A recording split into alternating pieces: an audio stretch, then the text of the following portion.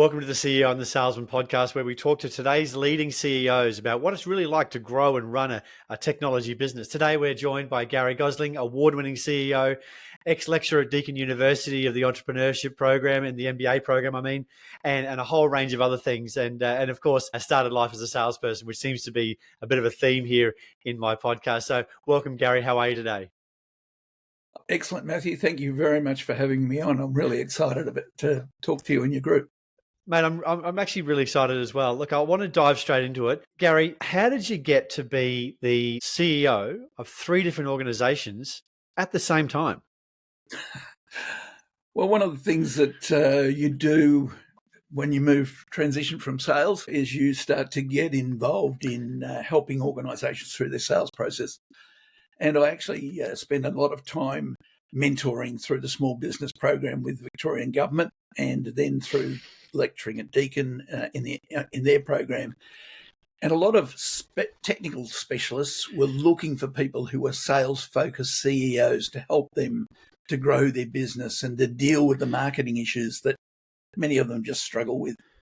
Yes, got it. And so what did you really apply to those businesses that you felt that was necessary? What was it? What was the secret sauce that you brought to the table? Well, for a lot of people, they have a great product, and then they say, it's not quite right, and it's not quite this, and it's not quite that. And they're afraid to take it to market because of fear of retribution or people finding faults in it or whatever. And as I say to them, look, even Microsoft and Apple put product out there and then go, it's not quite right. Let's get there and let's evolve. And let's not forget, it's in fact the customers who are driving the product development strategies, because as they utilize the product, they'll give you feedback. And if you listen and act, well, you'll end up with a terrific product that meets all the customers' needs. Yeah, fantastic. So when you were teaching at Deakin and part of that MBA program, what did you find was some of the beliefs that people had about business and entrepreneurship that you had to break down for them and help them rebuild new ideas? Well, the first thing that they believed is that people were lucky. And, what's the old saying? The harder I work, the luckier I got. Yep. And so, you've got to be prepared really to do anything. I remember I worked for a company when I was really young, and I was the sort of sales manager. And the guy said to me, we've got some customers coming in. I need you to clean the kitchen and fill up the hot water and do that. I went, I'm the sales manager. I don't do that shit, Yep, and he's gone, well, if you don't, who's going to do it? And it almost like a little light bulb went off, and I went, you know what? You've got to do whatever it takes. Be up at 2:00 in the morning, work all night on a proposal or a tender. You have to do whatever it takes. And you can't teach that to somebody. They either have that passion and that drive, or they don't. Yeah, there seems to be quite a trend with certainly online and in various social media platforms that it's all about clocking off at 5 and doing not a tap of extra work beyond their job description and expecting to be lauded from up on high for every little bit of extra that they do. What's been your experience with people like that and what their careers look like? It was interesting. Just before I came on, I was talking to a director of another company, and they said that one of their directors hadn't responded because they don't take their laptop home with them from work. And I went, oh my God, no wonder you guys are struggling, to kind of get there and get things done. We work in a very different world. The flexibility and the freedom that you get in being a CEO and being an entrepreneur is incredible. The benefits, the rewards are great, but you got to put in the hard yards. So to those people who don't want to do it, I say, that's great. There are career opportunities for you. Go pursue them. Yeah, great. Yeah, very good. So I want to move forward now to Etiscope, the current business that you're running. Can you just, and it's really interesting because I've had quite a bit of exposure to various safety programs and businesses over the course of my time working with various technology businesses in large industrial and transport and also mining. So tell me a bit about Etiscope. What do you guys do there? And I guess probably start with, what problem did you see that you needed to solve that wasn't being solved currently? Yeah, look, the founders of the company, who are ergonomous medical allied health specialists, very technically very strong, identified that manual handling injuries in the workplace, that's the old RSI, if you might recall that, Yep. from lifting boxes and moving objects, etc. The injury rates from that represent about 30% of injury claims. And the numbers weren't changing. And these guys got together and looked at how can they identify the risk so that you can fix the problem before it happens. When they went through that process, they worked with the Australian Coal Research Board and got a funded program to develop this technology platform. And then they trialled it with BHP and Rio Tinto. And at the conclusion of that, they said, great, we've got the answer. The difficulty was that nobody knew that the answer existed. Nobody was looking for the answer. And so they engaged with me to try and take this to the market. And we did that by going to some organisations that we knew we had problems, and they've been our greatest supporters. As they've seen results, they've encouraged us, driven the product strategy, and been our greatest marketing partners. So your existing customers, there seems to be a perception in the world where safety doesn't happen until they're forced to actually implement it. So you've got customers at the moment who are taking an active role in that? Oh, absolutely. Look, and kudos us to those customers. I mean, if you look at the activities that organisations like Australia Post are undertaking, they've done nearly 250,000 work task assessments over the last 4 years and driven down their injury claims cost by 22%. Now, there is an organisation that started out on one journey, and they've seen the results, so they're reinvesting back in that. Visi Glass went from nearly double the industry average of days lost to injury to 0 days lost to injury in 3 years. Those organisations have been proactive in what they do, and they're seeing the benefits. The difficulty with this field is it's a bit like insurance. I look at it and go, well, people are going to get injured. And if I do this, make these changes, how do I know that my injury costs are going to go down in 12 months or 18 months or 2 years or 3 years? Yes. And what we can say is if you do nothing, your injury claims costs remain the same or in fact go up. If you do something, there's a strong chance they'll go down. So we've got people in the United States like Pacific Gas and Electric, the largest power and utility company in the United States, have now implemented the technology, and they've got a massive program of over 700 locations rolling out to try and reduce manual handling injury costs.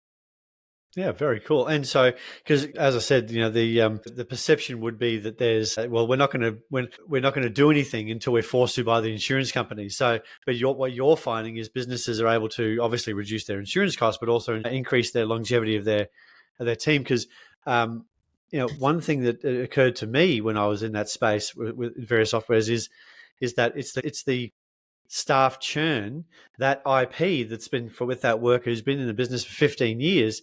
If they leave because of an injury, that's 15 years worth of know-how that hasn't probably been written down anywhere because it lives in their head, just sort of limps out the door.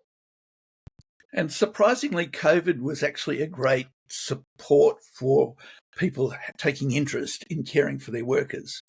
We've seen, for example, in the meat industry, which used to be a churn and burn industry, they were saying, well, we couldn't get staff during COVID.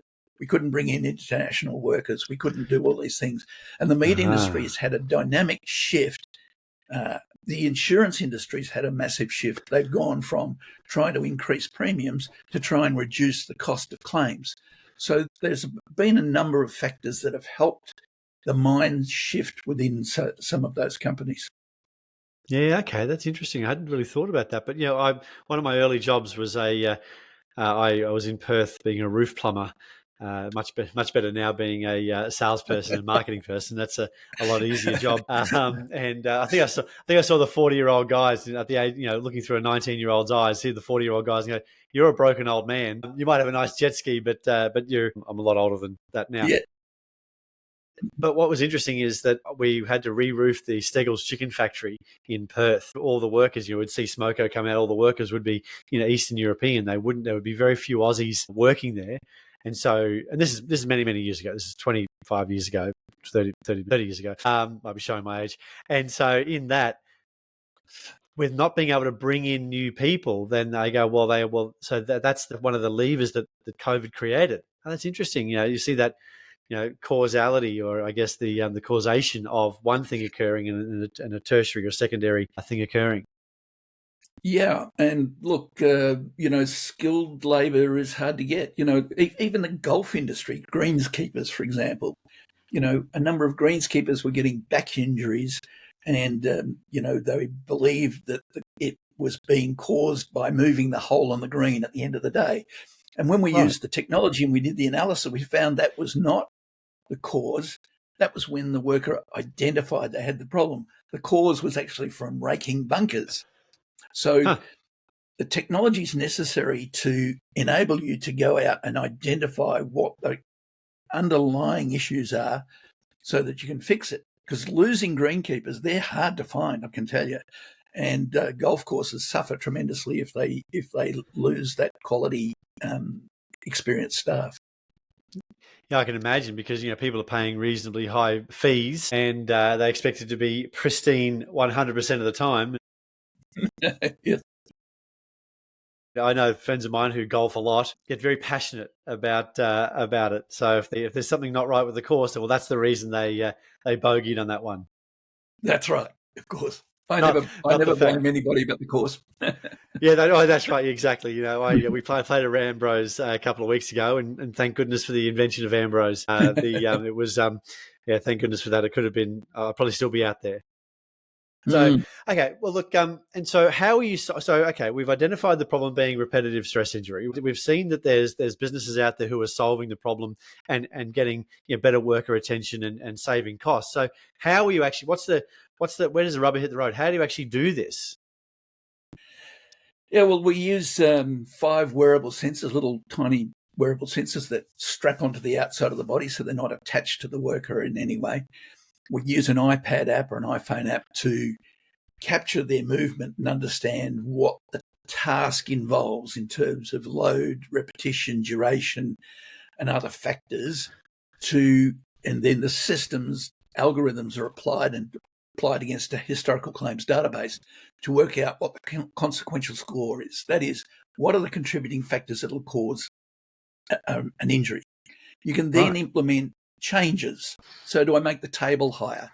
Do I not put the boxes on the floor in the first place so they don't have to be picked up? Can I use a trolley instead of manually handling? So we can do that. We can retest and then determine whether we've reduced the injury risk or increased the injury risk or done very little. And, under the hierarchy of risk controls, you're supposed to eliminate the risk first of all, and then there are other controls that go down from there. But there's the practical reality. I'm not going to automate my factory completely without staff to reduce manual handling injury costs, because it would cost me hundreds of millions of dollars to automate my factory. Yes. So there's always a balancing act between the high-risk tasks and the low-hanging fruit that we can put in. And so we do an analysis, or if we've got a repeated injury, that worker doing that job, we always seem to get an injury with them, like Golf Australia found. We can go and target some particular problem. So with that system, we get an instant report. We can engage with the worker and ask them questions. How would you fix it? And we've had some amazing results where we've gone into a worker and said, here's the problem, what would you do to fix it? And they went, I'd do X. And the supervisor goes, well, why didn't you suggest that before? And they go, because I didn't think you'd listen to me. So This has got a good worker engagement process as much as it's got a good technology process and a good technology outcome. And then you start to build a safety culture within your organisation. And VisiGlass is a prime example of that. The way the the whole team were working, the unions, the workers, the management staff were all working together to drive injury costs and claims down. Because after all, the impact is personal. The worker takes that injury home with them. They don't leave it at 5 o'clock when they clock off. So they've got an interest. Yeah, because I was reading their book, the Jack Welch book, actually, and he was talking about how one time he went down to one of his factories and I guess tried to engage the hearts and minds of his workers, rather than just saying, oh, well, here are the requirements of you to go out there and push more work out. And because we were just talking about how engaging with the team, they often will know the answer. And so so Jack tells the story, he had a foreman come to him and says, Mr. Welsh, you've had me working here, you've had my body for 20 years, but after today, you've also got my mind and I've got some ideas on how I can help. And so engaging with that factory floor, engaging with that person really created a significant difference in GE's business. And so Jack took that and then went across all of his businesses to try to find ways to engage at that, I don't like to use a political term of grassroots level, but at that factory floor level to really drive those improvements. Because people do know. If you actually bother to ask, people know what's going on. People know where it's broken. They know, but they just assume that the boss is not interested because the communication that comes down is get it done faster, better, faster, cheaper, and then we'll just move on to the next cycle and we just sort of do it better, faster, cheaper again and again, right? That's right. And look, we've had situations where, a production manager will say, if I put in those overhead air hoses, how many more bottles is it going to make me? And the answer is none. But I'm going to save a worker a shoulder injury, which will have paid for the overhead air hoses within a couple of weeks. So they will go and implement that sort of thing. One of the competitive, technologies, one of the technology solutions is a wearable sensor which goes on the worker that monitors their performance all day long. We don't do that. We don't look at monitoring the performance. We look at the risk of the task. And those, what they call haptic management, or those biofeedback systems, which says to the worker, well, you bent 14 times, stop doing it. The worker goes, but I've still got another 20 boxes to pick up.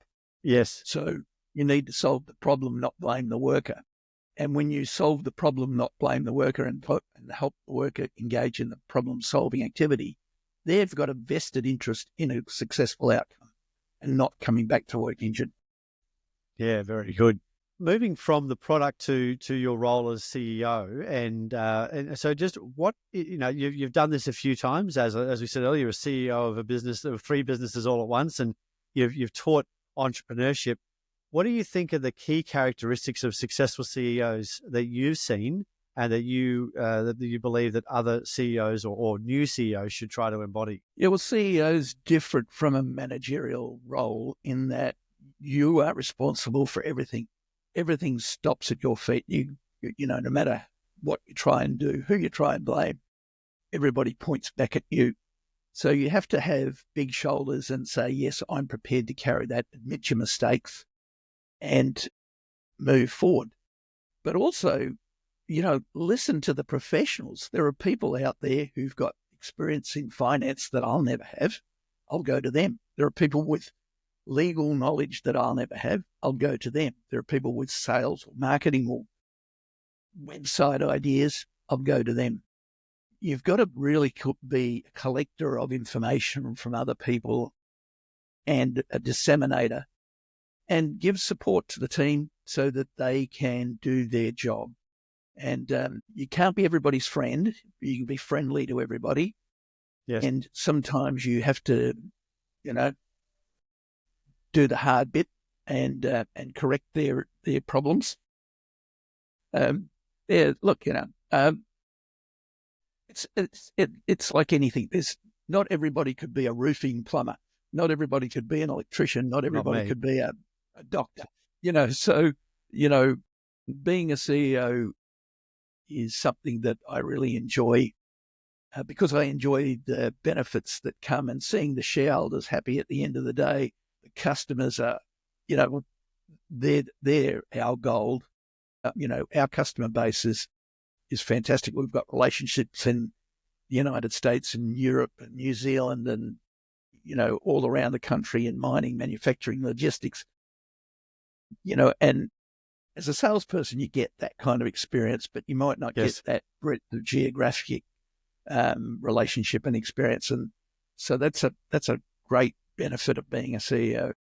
Got it. So what tips, or I guess what would you share with somebody who's early to the piece?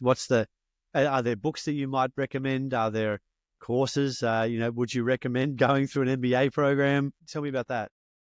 Well, certainly an MBA program is going to give you a breadth of knowledge that you may not have and open your eyes. But the great thing about it is you'll work with an alumni of people who have going through very similar experience, and sharing is caring. And we all need to have a sounding board. I'm very fortunate. I've got some board members who've got great, business experience in a range of different industries and organizations. And I can call upon, a couple of those people to just bounce ideas off. And as a CEO, your LinkedIn network and the CEO, there is some CEO groups that you can become a part of, attending, because it's also a very lonely business. You need to attend some functions Yes. and cross-communicate and engage with others. But listen and learn. Got it. So where do you see as the role of a board? And do you have an advisory board or yeah? So what do you see as the role of a board? Well, we have two boards. One board is the company board, and they Yes. have one role. And then there's an advisory board, which is technically focused. So our product technical direction is driven by that advisory board, which includes ergonomic, medical, allied health professionals in that sphere. And they help us drive and keep our market focus and our product in that direction. The board's job is very, very simple. They've got to look after the interests of all shareholders, ensure that corporate governance practices are in place, and most importantly, their job is to find the resources that the CEO needs to maximise the returns to shareholders. The board works for the shareholders, the CEO works for the board.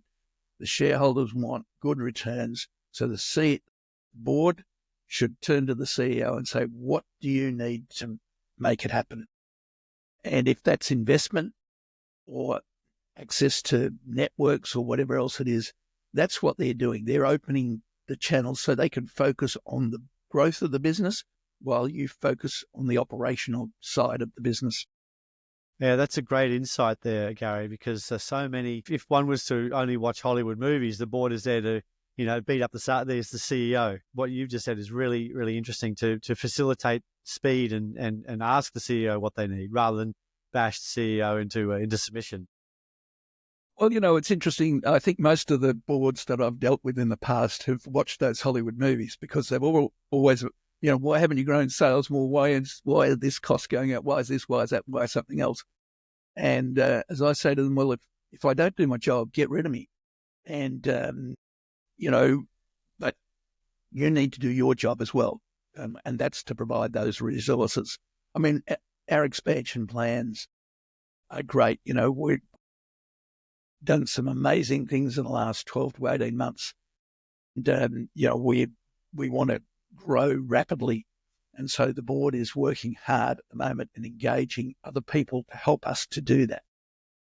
Yeah, really good. Yeah, I love that. I love that. That'll be that's fascinating. So tell me, because you've got a sales background and you're the CEO of the Salesman podcast. So tell me, what's been the most effective sales strategy that you have found over the course of the last couple of years with your business? Every time we talk to a safety professional, they want the same thing we want. They want to reduce the harm to workers. The difficulty that they have is that the person in the work health and safety space within an organization is typically not the most powerful person. The CFO or the CEO or the HR managers might be sort of the powerful people within the organization. So for us, what we have to do is we have to help those people empower their management to understand the benefits of achieving a safer workplace for workers.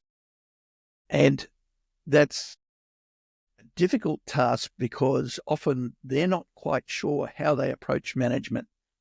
And, I was actually once asked, but can you help me to go and do a 1 minute presentation to the CFO as to why we should continue using this technology? I said, yeah, sure. It's really easy. 3 years ago, you were twice the industry average for days lost to injury. Today, you're 0 days lost to injury. I've saved you hundreds of thousands of dollars in insurance costs. I've saved you, worker recruitment, legal fees, all those things. And the cost to that program has been minuscule. There's your 1 minute presentation. And I've gone, oh, yeah, great. So instead of them walking in through the door and going, oh, but this technology and these sensors and this strap, and we get this report, put it in terms that they understand. That's what salespeople do, right? They help put things into terms that others will understand. We're translators, if you like, between the technology and the management goals and objectives. Now, I've often said to clients that a sale is like a relay race. The baton crosses the line, but not the person who first picks it up. So when we think about how we sell into an organization like what you're talking about, you might enter through projects or you might enter through safety, and you've got to provide those tools and resources and framing. Then don't just say, well, we'll have less back injuries. So what? So why should I care about that? We should care about that because of this and this reason. And because this person at this level cares about that, and then the person at the next level cares about something else. And so, CEOs are interested in reputation and market share and that type of thing. Well, CFOs are always being told to do more with less. And so you can't have the same communication with those two people. So you've got to be able to have that baton, be able to pass from one to the next through the organization. And so I'm glad that you use the same sort of thinking that I've seen work really effectively in those types of organizations. So, Garry, I also, in relation to marketing, so when you're getting your product out there in the marketplace, have you seen over the course of your career the role of marketing change? And how is it today versus what it was like back when you started out? I was involved with Australia's largest internet service provider business, and I remember standing up at the Docklands and saying, I'm here to talk to you about the internet, and the crowd going, the internet. So no, really? Yeah. So marketing used to be all about mail drops and all that sort of stuff. And nothing has changed in that what you need eyes on the prize. The way that that's delivered has evolved and changed. People using social media and, webinars and those sorts of things. But it's all about getting eyes on the prize. And it doesn't matter which of those happens. So from that perspective, marketing hasn't changed because with knowledge, people will then make their own inquiries. And whether you do that trade show or anything else, they're all delivery mechanisms to get those eyes to you. And we've done, we're a small-ish company. Yeah, we've had some international successes. We're dealing with some of the world's biggest brands. But, my marketing budget would be an embarrassment to most organizations. I just don't have the cash. So we've had to do things that have been innovative, have cost next to nothing, going for awards and those sorts of things have helped us tremendously to get recognition, to do things like this podcast, to do other activities that are not cost-driven but get eyes on the prize. Yeah, I love that. So tell me about the role that awards have made, because there's so many awards that people can go for. And I've spoken to my clients about going for awards and, it's a lot of work and we don't know anything. There's no guarantees, but what have you seen as the tangible benefits of going through that process? Well, as you know, in sales, one of the first questions that a potential customer will ask you is your product any good? Is it any good? How do I know? It's a reasonable question. And so if you can say, by the way, I've won this award, yes, and I've got this customer, there's 2 ticks in the box, if you like, to say, okay, so the product's good. Now let's get on to the next issue. So if you like, it dismisses that first question about being any good. Awards do not come free. They do not fall in your lap. You have to work your absolute butt off. The first one we won, which was the US Market Access Program. So that's the best Australian export into the small business export into the US market, which was done with Austrade and Univit and Logan City Council and a number of other people. When we went into that program, it took 9 months of about 16 hours a week to win that award. But it also helped us to restructure our branding, to understand our customers better, to understand our marketplace better. And I said to the board at the time, even if we do not win, even if we don't make the final round, we will have learned so much about ourselves in the process and about our customers and about our strengths and weaknesses in that journey that the award at the end of the day is a bonus if we get it. And we won it. And winning that award, winning that award certainly gave the board reasons to support us to pursue other awards. We won the Australian Technology Platform of the Year in 2023. And previous winners include little companies you might have heard of, Atlassian. You've heard of them. Yeah, I've heard of them somewhere along the line. Yeah. Another little company, Google Earth. Yeah, you've heard of those guys. They might make it one day. Yeah. So we've won the same sort of prize, right? So that award has helped us tremendously in our Australian marketplace and in dealing with investors and customers, giving that tick. But what it also did was we used that as a leverage to go to the US National Safety Council, and we finished up as a top 5 safety product in the world based on some of the learnings that went through the US Market Access Program and some of the learnings that came from winning the Australian Technology Platform of the Year. And the results of all of those things, we've won 3 national awards and finalist in 3 international awards. And those have culminated in us winning this year. We won the Digital Technology Company of the Year, a digital health company of the year. So those sorts of things mean that I don't have to go through that process. Is it any good? By having that customers, I can say it obviously solves problems in your industry, mining, manufacturing, logistics, whatever it is, because I've got these A-class customers in there dealing with it. The third part is the bit that's quite difficult, is will it work within your operations and your organisations? And that's a lot about their business process re-engineering. So instead of having the award helps me not have to worry about the credibility factor. It also helps me because I've got the customer base to say works in your industry.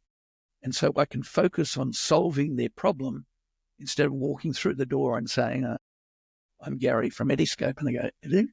Who? From where? I really love that. I love that because I've been saying to people for the last couple of months, and I don't think I came up with the idea, but I've jumped on that horse and ridden it pretty hard. It's sales occurs at the speed of trust. And so with that, with those awards, what you've done there is you've outsourced or created a trust by referral, by other people saying these various people who've awarded Google Earth something, well, they're also talking about Eddiscope. So the lesson, I guess, for people who are listening to the podcast, watching the podcast is how can you actually develop that trust? And awards are an incredible way of breaking down that trust barrier. Because if you think about, whether you're buying a screen door, having a meal, or engaging with a high-tech safety solution, we're going to look for other people. We're going to look to other people, whether it be Google review or awards. You're going to look to other people to see, has this established? Because the trust is, people can say a lot of things, and with marketers, with salespeople, with all of the people that are around now, it's very easy to say something that may or may not be the full truth. But if you can verify that statement with a Google review, with an award, with other existing clients, you can bridge that trust barrier reasonably quickly, and then you can get into that diagnosis and prescription phase, which is the part where is this going to work for your business, rather than do I even engage with this? Because too many businesses over the course of the last 30 or 40 years have been told that this new product's going to solve every problem that they've got, and CFOs globally, I think, can now have a very jaundiced view of new technologies. And I heard one quip that said that if if I'd realized the value or the savings from every software package that I've ever bought, I'd actually make money from buying software packages. And so and so that's the case, right? People go, well, you're going to save 50%. Well, on top of the 50 I just saved, so it just continues to be like that. So you've really psychologically you've bridged that trust barrier. Well, the other thing, and that Matthew, that is such a true statement. When we've got to get out and step and look at our business from the outside in, and even do things like pick up the phone and phone your own company, go to your own website and try and make an inquiry. Think of it from the CEO's perspective or the CFO's perspective. Yeah, we're going to save you money. Like, oh, yeah, you and 20 million others.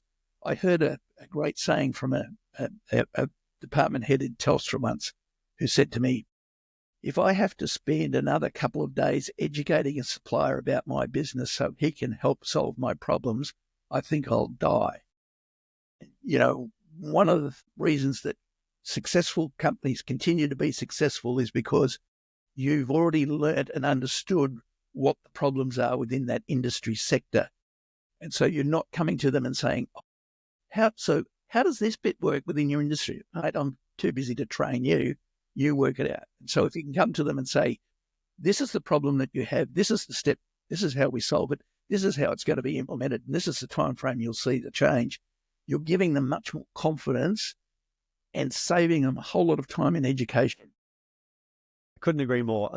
So many of my clients come to me and say we can solve all problems at all stages for all businesses.